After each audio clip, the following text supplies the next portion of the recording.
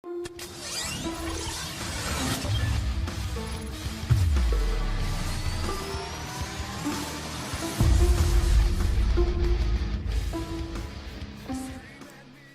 everyone, and welcome to episode 11 of the Six Sided Podcast.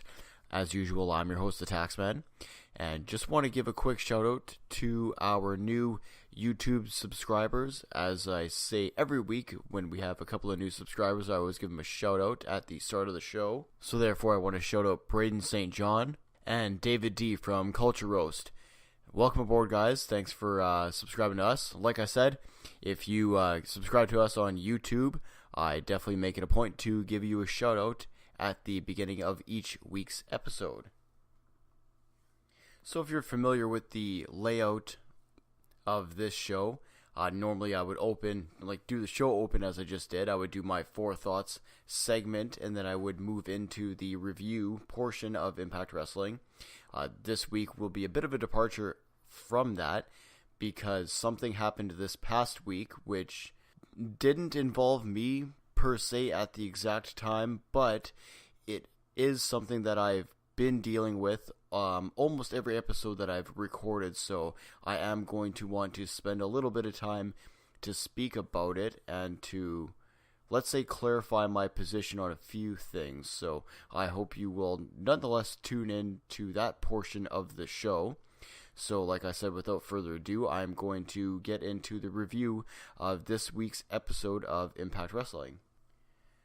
Now, after a bit of a recap from Redemption, as well as a very odd promo segment featuring Austin Aries, I don't understand what this did other than just make him look like he's, I don't know, quite inferior mentally, if you will. We have the show open with Trevor Lee versus Brian Cage, and I thought this was an okay match to open the show up. My criticism, and I've made it before about the Brian Cage matches, is that I feel like for a guy who's a monster, which he is, and you know they're putting over how strong he is and this, that, and the other thing, why do they book so much offense on him? It doesn't make any sense. I want to see, and certainly, like, I'm not slighting Trevor Lee, I should say. I can't buy that Trevor Lee is going to get that much offense in on Brian Cage. And yes, I understand that there was interference from Caleb Conley, right? There's the ref spot where he's distracted and everything else, but it doesn't make sense why you would have your essentially monster or top, whatever you want to call them, take such a beating like they do all the time. Like, it's one thing to show somebody having resilience if that's in their character and it makes sense. It doesn't make sense to have him show resilience. What it makes sense is to have him come out and obliterate people and really put over the fact that they call him the Machine. Make him the Machine. Make him work matches and just murder people. And that's the way that you're going to get him over real strong. In saying that, I do like how every match he does something different. And this match he pulled off kind of like an inverted Samoan drop, and it was pretty impressive. Just the things he can do in the ring, I know he can do a lot. He is Mr. Get Your Shit In. So, you know, the name is fitting because that's essentially what you're getting from a Brian Cage match. I just wish that there wasn't so much offense done to Brian Cage. And he does end up winning the match, just killing Trevor Lee with a drill claw after taking Caleb Conley's head off outside of the ring with the discus lariat. So all in all, it's a pretty good match. But once again, just those are my thoughts pertaining to Brian Cage matches, just generally speaking. Our next in-ring work was Eddie Edwards coming down to the ring to essentially call out OVE, saying that he is not done with them after putting Sami Callahan in the hospital following Redemption. Basically, it's him cutting a promo on them and essentially threatening their wives if they don't show, which they do. My problem with segments like this and the whole brawling kind of idea in professional wrestling is that it's almost impossible to work a brawl. And what I mean by that is to make it look believable, and especially in this situation where it's a 2-on-1, it's hard to make it believable that A, the two guys just don't tune him, and B, the shots that, well, essentially all three of them were landing on each other. Well, obviously the Chris brothers weren't hitting each other, but you know what I mean. That the blows that they're landing just don't, you cannot have it seem realistic or have any sort of sense of realism. It's too fast, for one.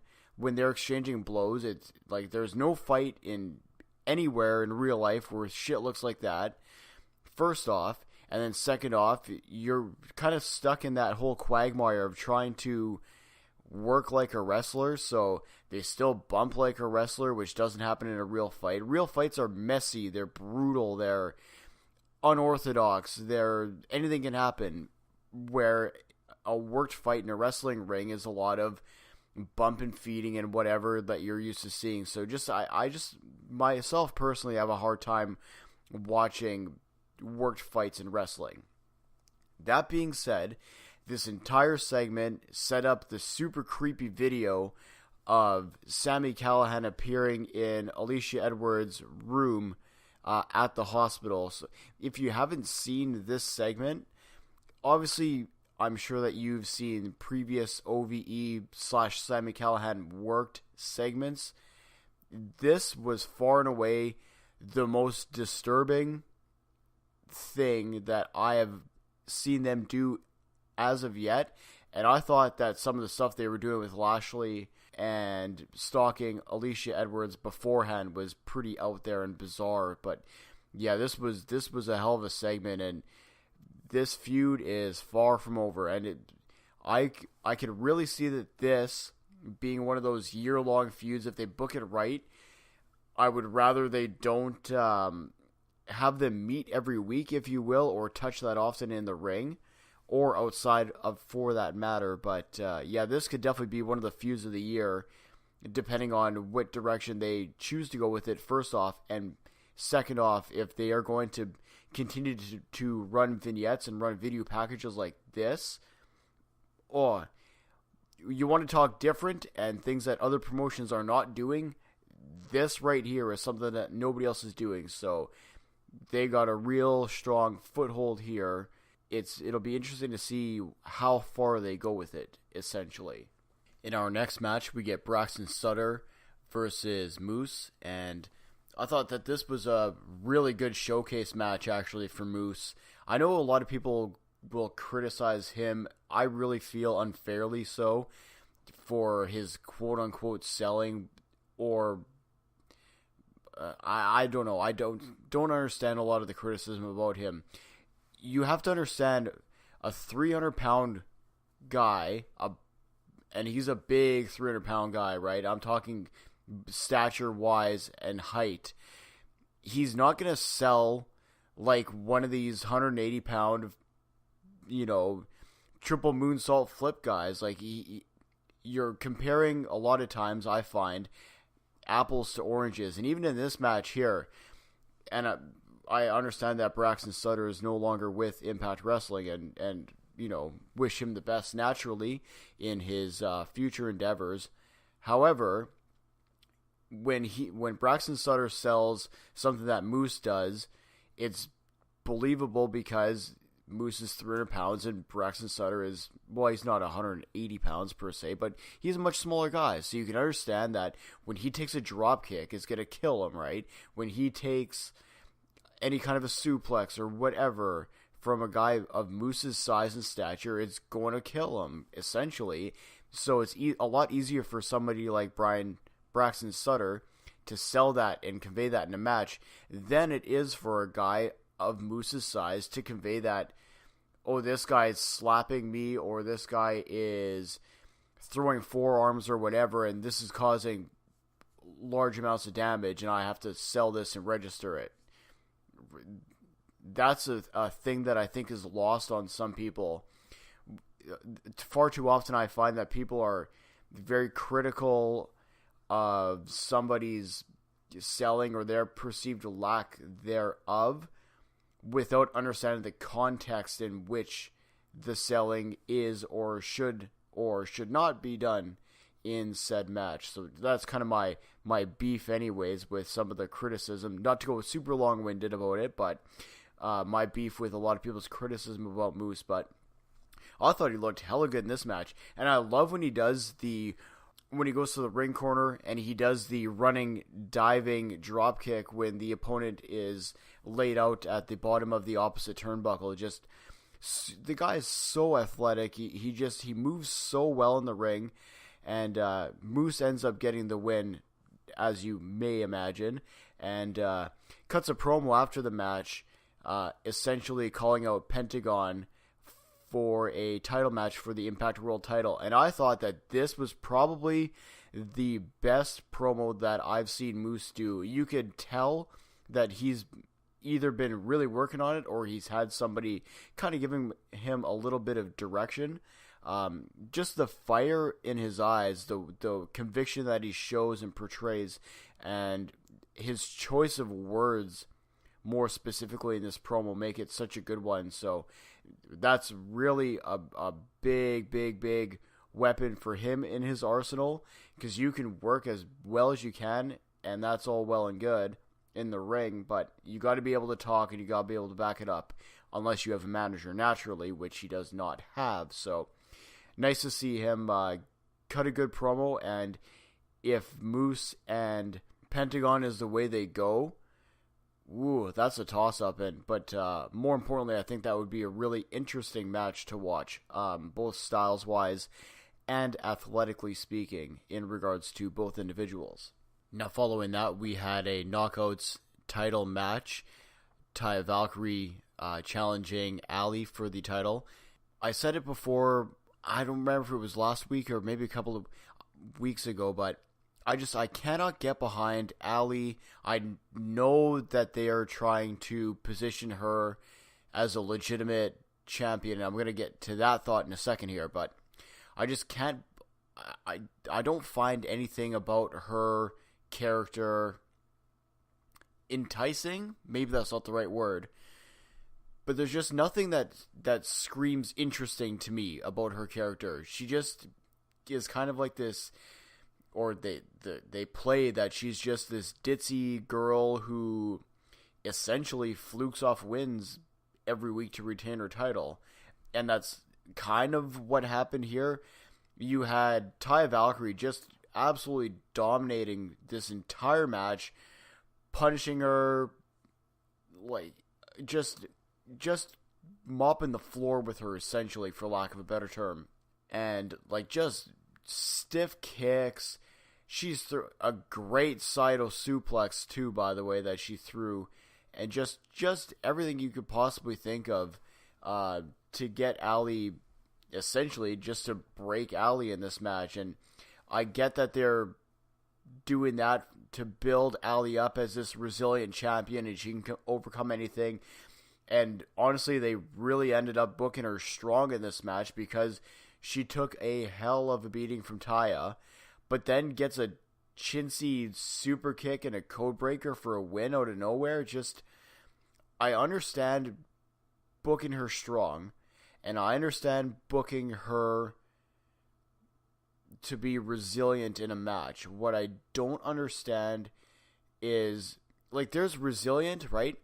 And then there's booking somebody that they're weak and they need a fluke victory all the time, and that's kind of the way that I see that they're booking her, and it makes no sense to me. Either book her a full, as a full resilient woman, in which case she would stop being this ditzy whatever blonde girl and would at least have some kind of a fierce edge to her, I could believe in a promo, who I could believe that she has fire when I'm watching her in the ring, instead of the way that she's presented now, rather than the way that they're going with her. But after the match is done, we had what looked like an undead army, if you will, bringing a casket to the stage, and lights go out.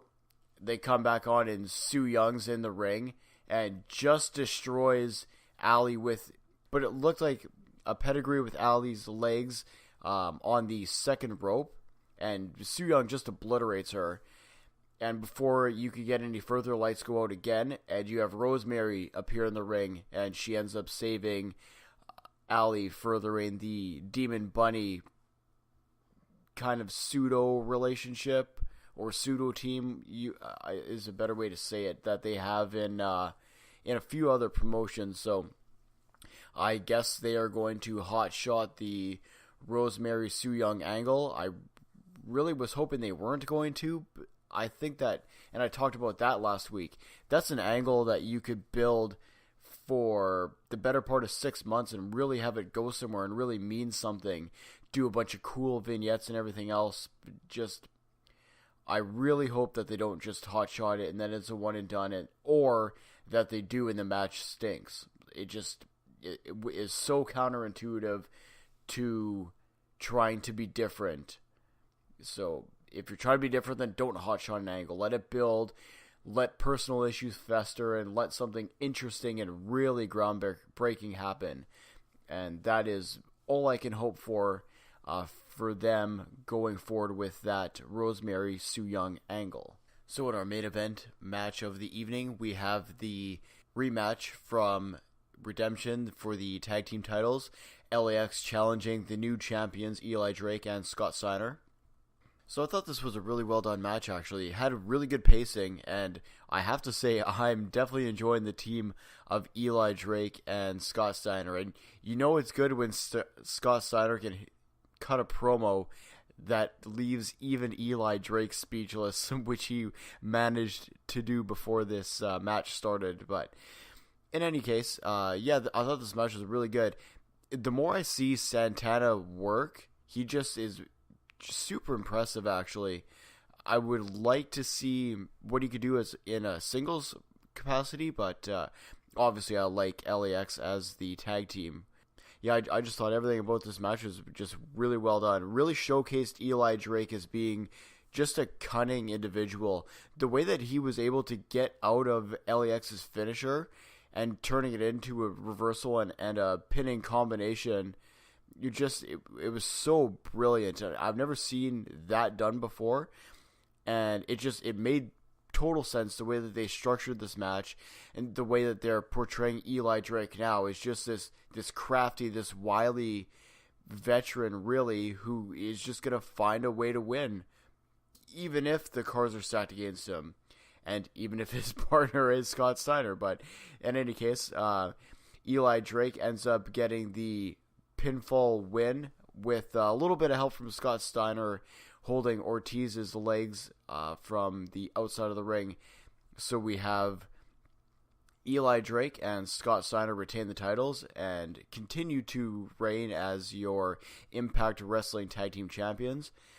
Then we end up having Austin Aries come out after they cut a promo in the ring about being essentially the best tag team champions the company has ever seen.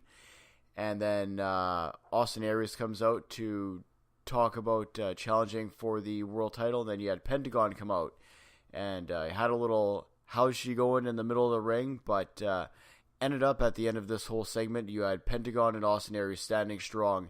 And the end of the episode shows Pentagon holding the Impact World title, which, by the way, is super nice in my opinion.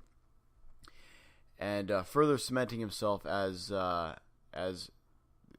Mask. You can't really call him the face of the franchise because of the mask. But in any case, just setting that one up nicely. So we will see, I suppose, where this all goes next week. So all in all, it was a pretty decent episode coming out of Redemption. Obviously, there's enough storylines coming out of this. Like I said, I wish that some of them, and especially the Rosemary and Su Young one, isn't like a one-off, or they don't just like kill the crowd real quick with it. I don't know how many tapings they're doing, by the way. If somebody does know, just shoot me a message. But God, I hope it's not like a month of tapings, because the crowd tonight was okay. They weren't great by any stretch of the imagination. And they're just going to further get killed with the essentially with more tapings that are done in front of this crowd. So hopefully it's just a few. I would like to say no more than, 3 to 4, just to keep that crowd energy. But yeah, we will definitely see where they go with all the feuds in the next coming week's episodes. So at the top of the show, I had alluded to something that I wanted to discuss that I had witnessed this past week. So I'm assuming if you're listening to my show, then you probably listen to a few other Impact Wrestling related podcasts, and there's quite a few really good ones out there. And one of which is done by the guys at the Impact Lounge. And this past week there was, and I'm not going to get into the whole thing about it. I'm going to make some quick points, and then I'm going to talk about specifically my perception of it. But there was a little incident that happened this past week on Twitter involving BQ from the Impact Lounge and somebody else, and I'm going to start this whole thing off by saying I do not condone any type of bullying, harassment, or essentially putting down somebody online. I think that yeah, if anybody ever hops on my timelines and does something like that, that's an automatic block, and I'm reporting you. Like that, shit like that cannot happen. And I will also say that the situation was not handled very well by either party involved. So with all of that being said, and once again, I'm not going to get into the entirety of what happened. I'm sure most of you know anyways.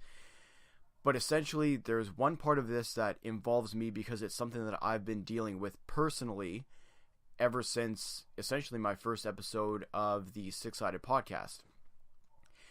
And that is me being accused of being hyper negative, if you will, towards Impact. So one of the comments that was made was that BQ is just a negative reporter and he never extols the virtues or whatever. I've listened to quite a few of the Impact Lounge's stuff, and specifically his stuff. He's really good. Like, he is very good at giving an honest and straightforward opinion. There's not all this bullshit. There's not a bunch of he said, she said. It's not like he sits there like some other people do, and you know who I'm talking about, who just for 15 minutes bash whatever they want to about Impact. And you can tell, by the way, that when people do that, they actually have never watched what they're talking about. They've just seen a clip on the internet or read something on a dirt sheet, and then they think they're knowledgeable enough to go ahead and speak on it, which obviously comes through in their subject matter. And I suppose that's why most of these people's comments on YouTube, for example, are blocked. But anyways, I'm digressing a little bit. I've listened to a lot of BQ stuff. He's a straight shooter, man. Like, if something is not good, he's going to say it's not good. If something is good, he's going to be positive about it. But he's about as even keel as you can get. And I can honestly say that I have been way more negative in a lot of my past episode critiques than he has been in almost any episode that I've ever heard from the Impact Lounge. So if you're looking for honest, like, even keel opinion, you honestly almost can't get much better than him. So when I read that he is being basically slandered for talking negative on Impact all the time, that really struck a chord with me, because almost every episode I'll get a tweet or an email or a DM or a YouTube message or a subtweet or whatever, but it's without fail, every week I get at least one. And usually the crux of the matter is that I shouldn't be negative at all in any regards to Impact Wrestling. Now, the comments themselves have varied. I've had ones where it's, why would you be so harsh on this segment? It wasn't that bad, quote unquote, right? Or I've had ones where it's, you didn't have to shoot so hard on whatever. Or I've even had comments where it's, why would you say anything negative about the company they're trying to rebuild? You have to understand what I'm doing here is I'm trying to present to you, the listener, a product detailing my essentially account and the way that I see the direction of Impact Wrestling, starting with the new regime. That means I'm going to report is a bad word, but essentially that's what I'm doing. Report to you guys with the good, the bad, and the ugly. I have to talk about the positive things, just like I'm going to talk about the warts. You can't have a wrestling show that is 100% perfect. It doesn't happen. It's never happened in history. There is not one event, program, show, pay-per-view in wrestling history that has been perfect. So why would I come on my program weekly and tell you guys that last week was all rainbows and butterflies and unicorns, and it was the greatest thing I've ever seen in my entire life, and it was even better than last week's episode, which was all butterflies, rainbows, and unicorns, and was the greatest thing I thought I'd ever seen up to that point? That would be doing you guys, first off, the listeners, such a disservice. And second off, what does that say about me, that I would be able to do something so biased and so pandering, if you will? It just doesn't make sense. I would never do that. I would expect that none of you would ever accept if I would do something like that. By the way, it will never happen. I'm not doing this because I'm trying to get a job with Impact or something like that. You know, there's a lot of these fluff writers and fluff podcasters who you can tell they're just doing their broadcast to try and get themselves a job with that company, because it's all, oh, that was an A+ match, and this segment was 6 stars, and this was... Get out of here.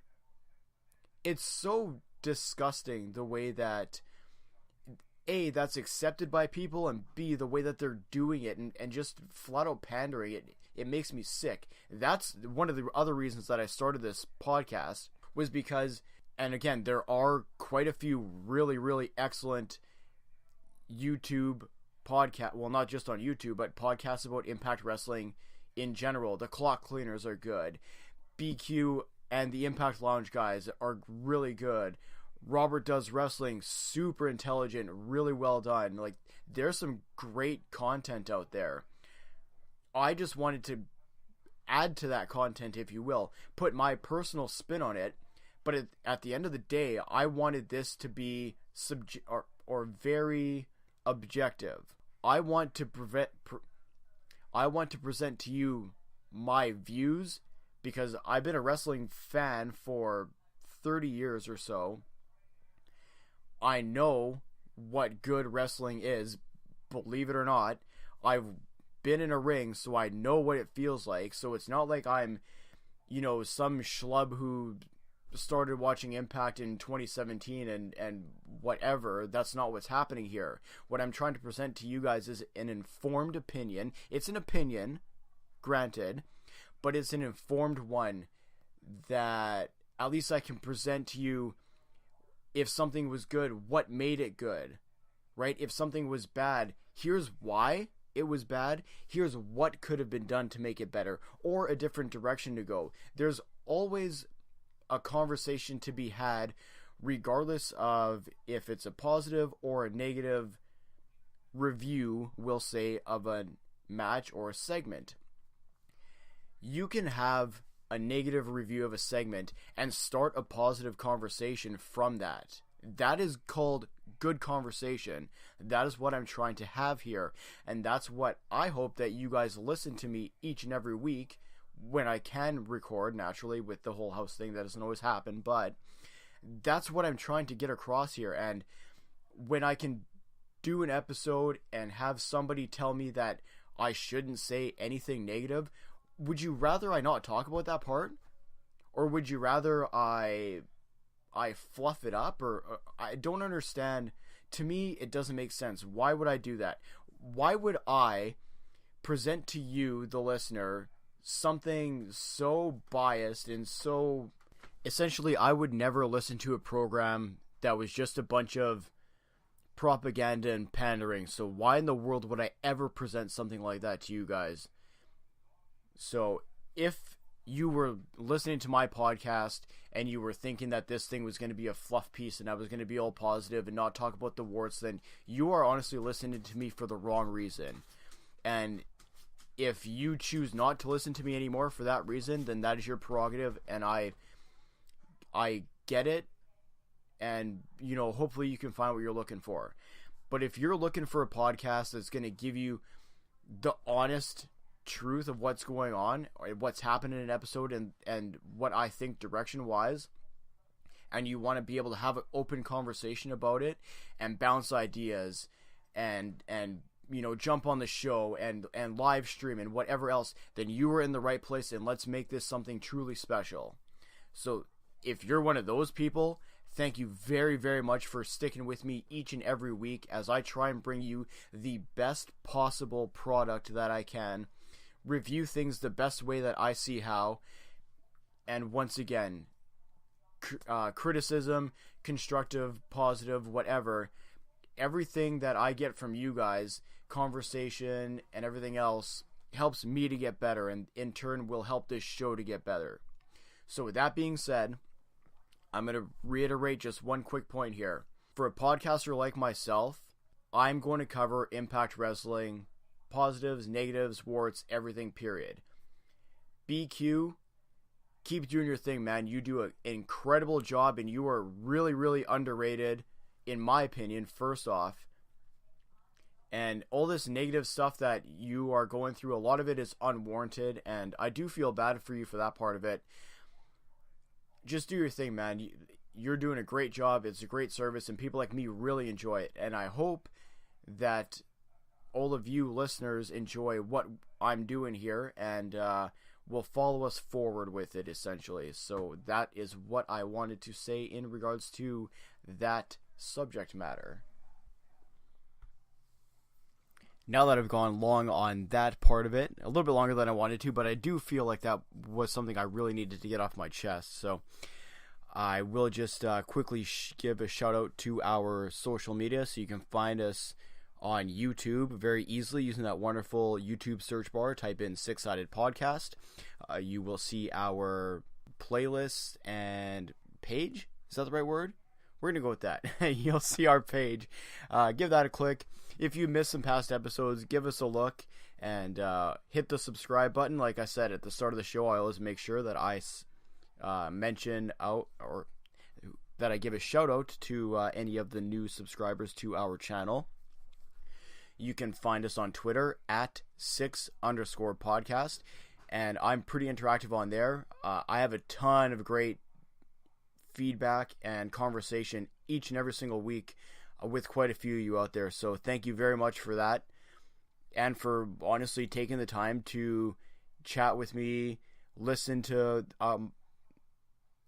my product essentially, and yeah, I can't say anything more except thank you all very, very much. Again, if you want to be on the show, if you want to review a segment, or you want to give your 4 thoughts like Hollywood Southern Dandy did a couple episodes ago with regards to WrestleMania and a few other things, you can direct message or send me a tweet on Twitter. Once again, that's at 6_podcast. You can also send me an email, 6sidepod@gmail.com. And like I said, I get back to everybody who gets in touch with me. I do have a couple of surprises lined up in the next couple of weeks. It's going to depend a little bit logistically how I can organize everything, just with taking possession of the new house and with the move, because that's all this coming week. So it might be a little bit dicey, and maybe I'm going to miss next week, but we'll see. Hopefully not, but we'll see what happens. So anyways, I hope you guys tune in to our next episode, whenever that might be. Hopefully it's next week, but you know, such is life, right? So as well, keep it locked to wrestlingwithwrestling.com. This site has been blowing up lately. I've been seeing the numbers in terms of traffic, and it's crazy. Every week is way, way, way more. And I like to think that this show has a little bit to do with that. So y'all do me a favor, check out wrestlingwithwrestling.com. Andre's got incredible work up there all the time. A few others, like I mentioned before, Robert Does Wrestling, you know, the clock cleaners are awesome. I'm looking forward to Chuck's Ultimate Warrior segment. If it's not up already, I think it should be up later today. I'm recording this on a Sunday, so hopefully it's going to be up today. he's going to take this thing in a completely different direction. So I'm very, very, very much looking forward to that. Mostly because I am not a Warrior fan at all, period. However, I can respect other people's opinions of him, and I'm curious to see what direction Chuck takes this one. So definitely looking forward to that. Make sure you tune in, WrestlingWithWrestling.com. Check that out. Check us out as well, and get your wrestling fix in every promotion. WWE, Ring of Honor, New Japan, Impact, they've got it. Covering all four corners of the ring is not just a slogan. That's legitimately what happens on the site. So check it out. I'm going to say it again because I really, really do think it's important. WrestlingWithWrestling.com. And one last shout out, BQ from the Impact Lounge. Do your thing, boy. With all that being said, as I say every week, I am your host, the Taxman. Take care of yourselves and each other. Good night, everyone.